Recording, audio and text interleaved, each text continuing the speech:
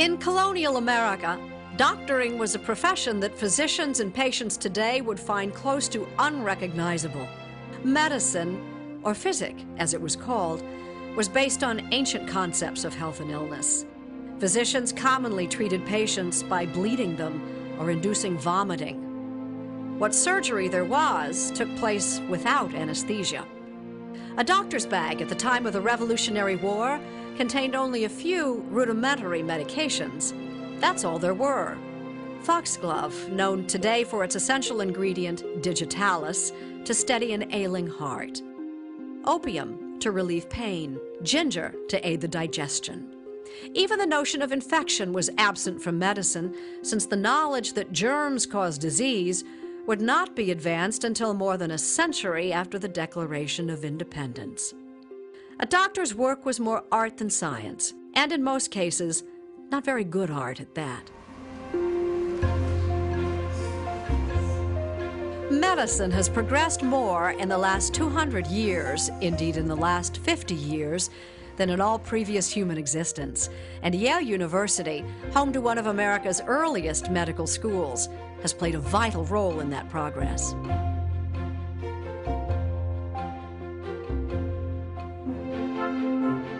Yale College was established in 1701 in Saybrook, Connecticut, and soon moved to its permanent location in the small coastal city of New Haven, 80 miles northeast of New York City. In 1810, Yale College and the Connecticut Medical Society joined forces to create the 6th medical school in the United States. It opened 3 years later with a faculty of 5. Today, Yale is one of the world's leading academic medical centers. It ranks first among medical schools in per capita funding from the National Institutes of Health. More than 1,200 full-time professors teach, conduct research, and care for patients from the region and from around the world. The Yale system of medical education, with its emphasis on student research and collaborative learning, has produced leaders in every field of science and medicine. In colonial America, most people received their medical care in the home. They often turned to ministers for healing, 18th century doctoring being primarily rooted in faith. Early American settlers saw direct ties between their physical health, or lack thereof, and their spiritual well-being. The average life expectancy was only 35 years of age, in large part because as many as 30% of infants and young children succumb to illness. Anyone during this time could call himself a doctor, since there were no licensing requirements. Physicians were essentially artisans. Many of them had not finished the equivalent of high school. They became physicians by apprenticing themselves to a local physician. By 1807, there were 5 medical schools all along the eastern seaboard. They were all established in connection with eastern colleges. In Connecticut, Yale College and the State Medical Society asked for permission to form the first medical school in Connecticut. It would remain the first medical school for the next 150 years in that state. With its new faculty, including Nathan Smith and Benjamin Silliman, Yale's medical school officially opened its doors in 1813 to 37 students. Some of the faculty earned their living from the sale of lecture tickets, paid admission to their classes, rather than from salaries and tuition. Similar to most medical schools at the time, the primary admission requirement was good character. In the beginning, in order to obtain the MD degree, students attended lectures for 6 months and also spent time as apprentices to practicing physicians. In 1833, New Haven became home to the nation's 4th voluntary hospital, following the much larger cities of Philadelphia, New York, and Boston. But hospitals were very different institutions than they are today. The hospital was not a terribly central place for the care of most Americans. The hospital, for most of that period, was a place for the sick poor, not so much for the education of students. The middle of the 19th century was a low point for the medical profession in the United States. The proliferation of for-profit medical schools, often characterized by low educational standards and ethics, greatly increased the production of poorly trained practitioners, leading to a surplus of doctors and divisive competition for students in many states. Enrollments at established medical schools shrank. The quality of applicants decreased, and efforts by the better schools to improve the curriculum in order to attract more qualified students increased costs. Yale was no stranger to these challenges. There were plaintive pleas to the Yale Corporation saying that we desperately need money. And it was really the review by Flexner that sort of made people relook at the school and what they had. Abraham Flexner was a respected educator whose assessment of the overall quality of medical schools and frank recommendations for improvement would influence American medicine for the next 100 years. He visited each of the 155 medical schools then operating in the United States and Canada before issuing his landmark report to the Carnegie Foundation in 1910. The Flexner report, it was really an expose of the shortcomings of American medical schools across the board. In the decade after that, half of the medical schools in the United States simply shut their doors. The only two medical schools in New England that were deemed worthy were Yale and Harvard. Flexner favored university-affiliated schools, like the one at Johns Hopkins in Baltimore, that would commit to both teaching and research, especially those with large endowments, or at least the potential to raise funds to improve their research facilities.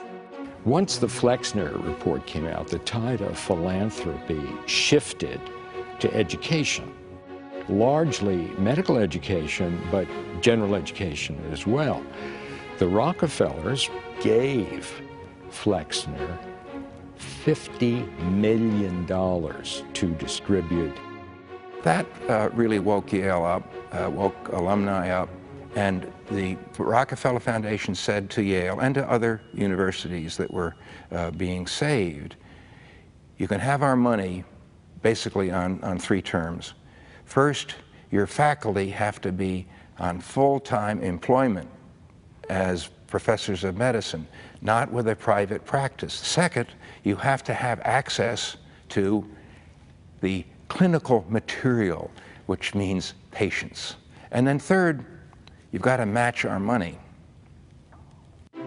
To assure greater access to patients, a more formal agreement was reached in 1913 between Yale University and the New Haven Hospital. Connecticut's first teaching hospital was now established.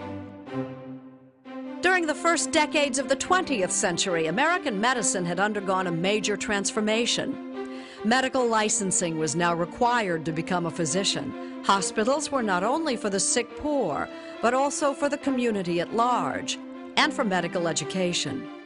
And research had become central to the enterprise. Now on a much firmer footing, the Yale School of Medicine was poised for a sustained period of growth and innovation. Propelled by 2 world wars and a corresponding expansion of research on the treatment of battlefield injuries, infections, and other diseases, American medicine began to address the demands of a modern world. Yale School of Medicine produced landmark medical innovations during this time. Innovation in medicine finds its way first to academic medical centers, where the innovation is developed, studied, experimented upon, refined, and improved. Innovations that the Yale School of Medicine has been responsible for over the years include the development of chemotherapy, the first use of penicillin, the development of technology in the neonatal ICU environment. In 1911, child development pioneer Arnold Gesell founded what would become the Yale Child Study Center. The medical school received its first federal grant in 1919, a turning point in its development as an engine for research.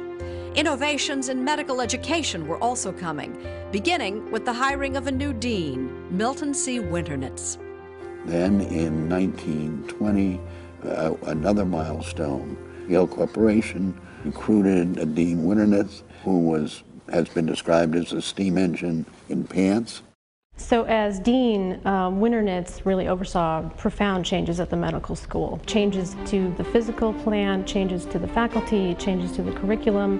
One of the important changes to the curriculum that he developed was what became known as the Yale system. And it provided three really important things.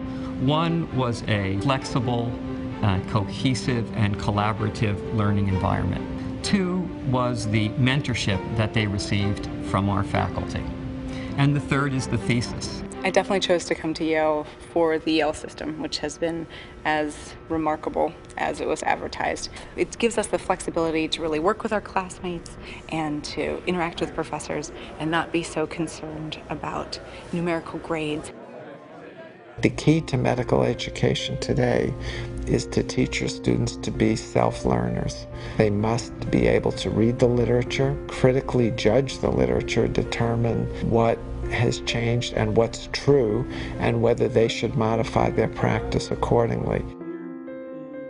Student Research Day is the culmination of the students' participation in their thesis. So now we send those 38 back, so I send them back to Adam in the wet lab, and he'll validate them on a smaller scale. So the thesis does many important things. It has our students participate directly in scientific discovery and in learning things that will advance the practice of medicine. In order to do their thesis, our students work very closely with the faculty mentor. And this close working relationship becomes so important to our students. I worked with Dr. Edelson. He's a world expert in cutaneous T-cell lymphoma. And what never ceases to amaze me is the amount of time that he's willing to spend with medical students. One of the things that was special about the patients that we identified with these mutations is the fact that they don't seem to be responding to photopheresis and systemic therapies that In addition to educating medical students, the school graduates dozens of PhD students each year in the biomedical sciences, along with public health professionals, physician associates, hospital residents, and research fellows. The Medical Library houses one of the country's finest historical collections, including pioneering neurosurgeon Harvey Cushing's unique collection of clinical specimens, drawings, and photographs. The Medical Library's collection is considered really one of the best in the world. Throughout the 20th century, the school developed into a major center for research in the biomedical sciences.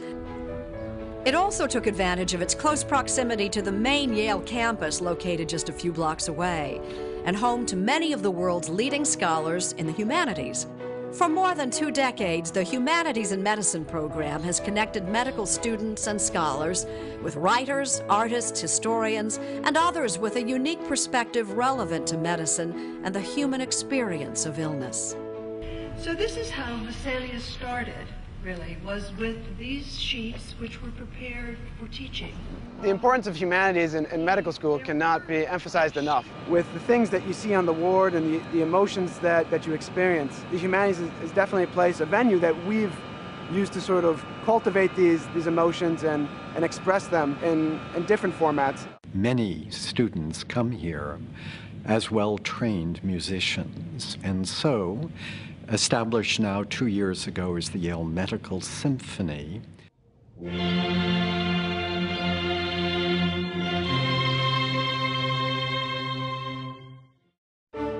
By the 1960s, a higher standard of living and new public health measures meant that Americans were living longer. The growing number of older citizens and the introduction of Medicare in 1965 created a much larger patient base, a larger demand for doctors, and a sustained period of expansion for medical schools and teaching hospitals. Yale's medical school grew in this period from a handful of departments to more than 24 today, and from fewer than 100 full-time faculty to more than 1,200. There are 28 departments here at the medical school. About a third of them are basic science departments. That is, they do not participate in patient care directly. Their role is to teach medical students, teach graduate students, teach postdoctoral fellows fundamental skills of doing basic research. They represent fields including genetics, cell biology, immunobiology, physiology, pharmacology, neurobiology, and so on. The other 2/3 of departments are clinical departments which have an extra mission on top of teaching and research, and that is direct clinical care of patients. The close connection between bench and bedside has led to major innovations in clinical care at Yale over the decades. Pharmacologists Alfred Gilman and Louis Goodman were working during the 1940s doing wartime research on nitrogen mustards, which were poison gas compounds, essentially. And what they discovered was the killing action of the nitrogen mustards actually worked to shrink tumors in cancer patients. Their research really marked the beginning of cancer chemotherapy. Yale was designated one of the first comprehensive cancer centers by the National Cancer Institute in 1974. 35 years later, in 2009, Smilow Cancer Hospital at Yale New Haven opened as one of the most advanced clinical centers for cancer care in the world. We're working hard to really create the very best cancer hospital that we can. A cancer hospital which is innovative, a cancer hospital which is bringing new treatments to patients, children, adults, patients who have a broad variety of malignancies, making sure they have access to the very best care and the very cutting-edge research.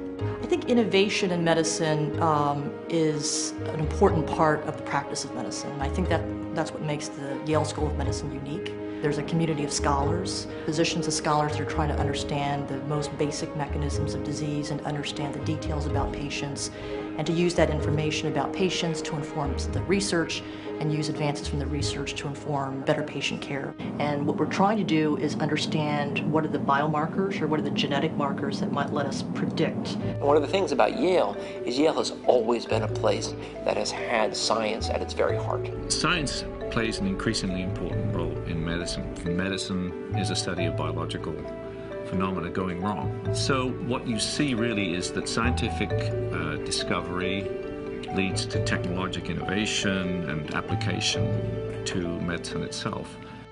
A 20th century example of science applied to medicine can be found in the work of Dorothy Horseman at Yale. Dorothy Horseman solved one of the key problems that had confounded scientists working on polio for decades. And she basically went back and took a look at an earlier stage than anyone had before at the blood of polio patients and realized that the virus had infected the bloodstream, but it hadn't been discovered before because everybody had tested too late and the virus had already been destroyed by the antibodies in the person's bloodstream.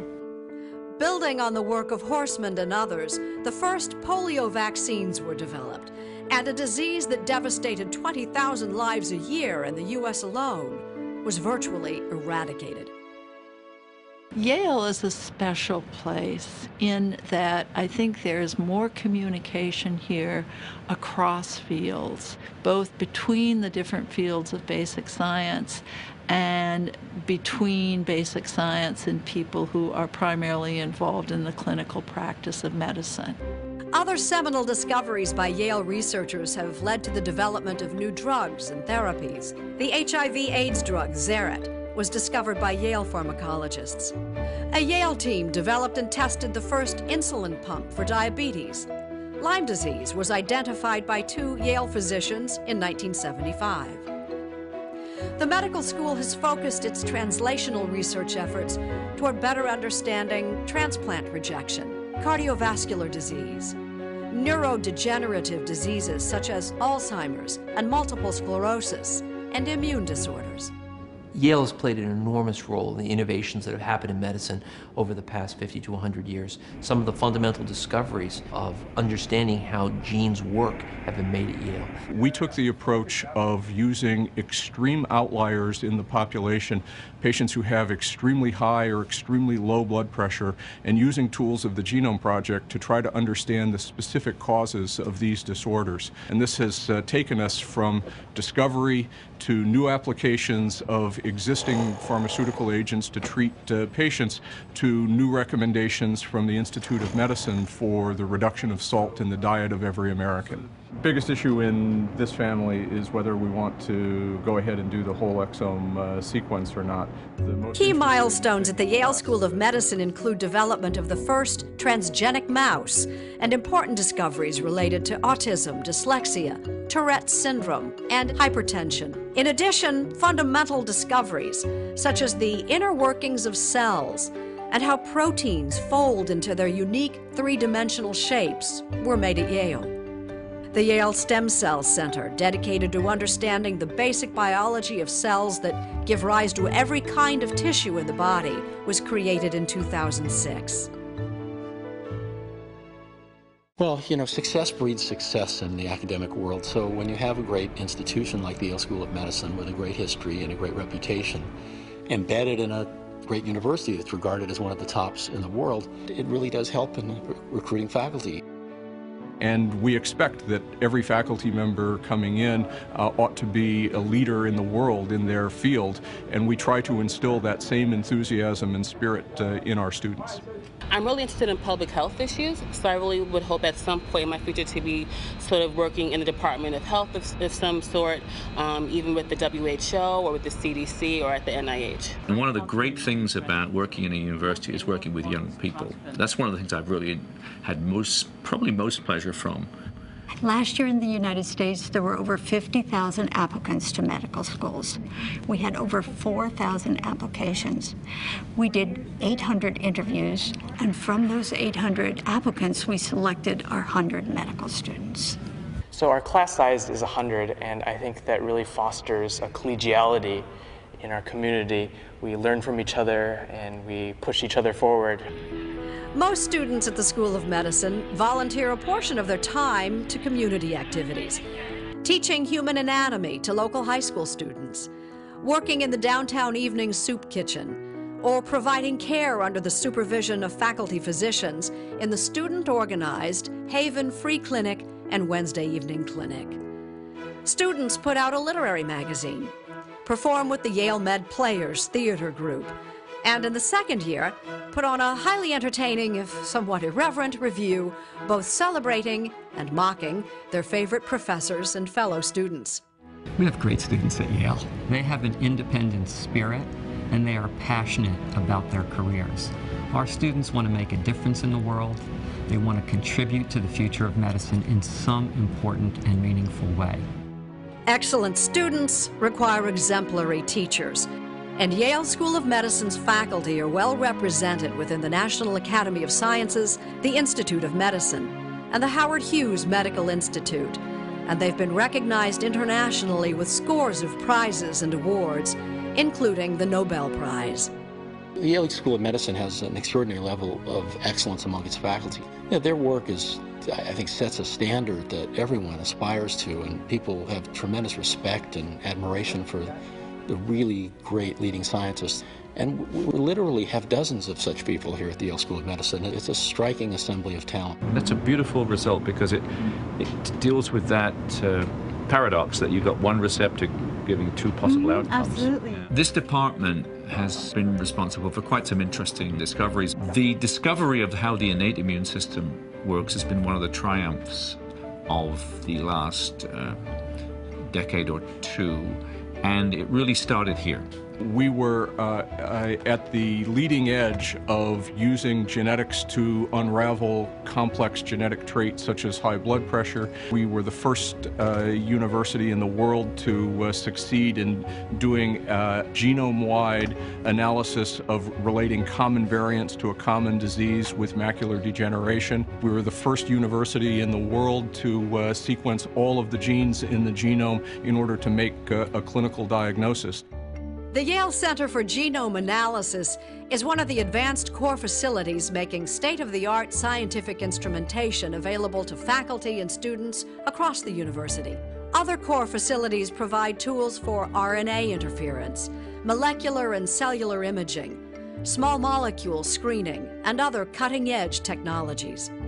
I think the biggest transformation we're going to see in the cancer area is this concept of molecular profiling, so that patients, when they come through the door of Smilo, will have a sample of their tumor taken, and we will then look for all the genetic abnormalities that may be present.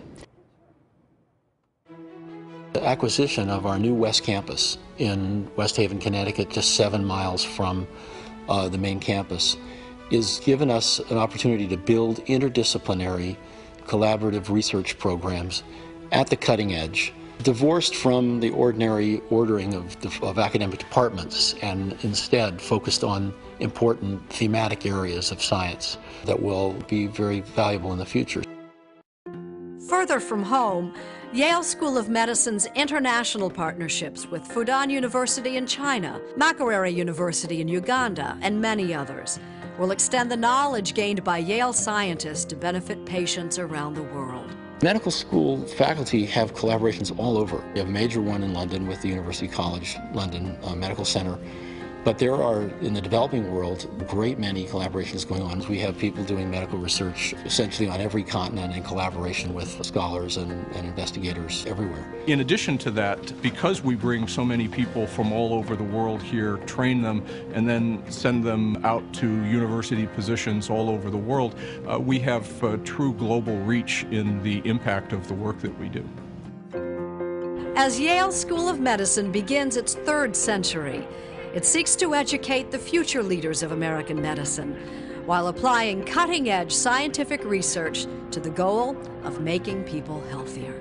This is one of the most exciting times to be in medicine from many, many viewpoints. We will be able to be much more specific in our diagnosis and treatment.